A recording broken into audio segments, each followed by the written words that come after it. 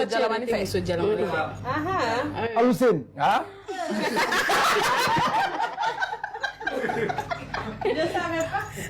Alusen tununa ayi muso belebare ta fo ni ba ko fe mo ko ti ni balla ka donc Alusen belebele ba ndi yo la fɛn fɛn bɛ ko kɔrɔ a bɛ ka bon ouais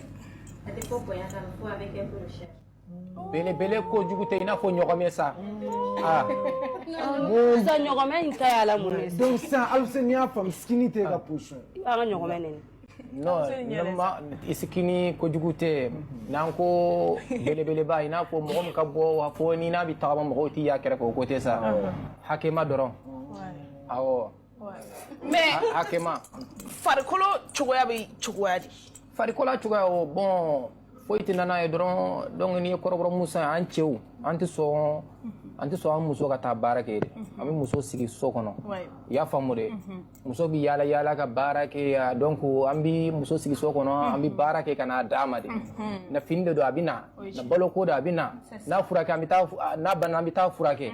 i y'a faamu donc an tɛ sɔn foyi de ka maga la donc muso kɔni n'a bɛ lafiya kɔni jagoya farisogo kɔni bɛ na voilà Salifu ni yɔrɔ muso tɛ tɔɔrɔ fɛ quoi muso man ka tɔɔrɔ c'est ça nin tɛ Alusen kuma ye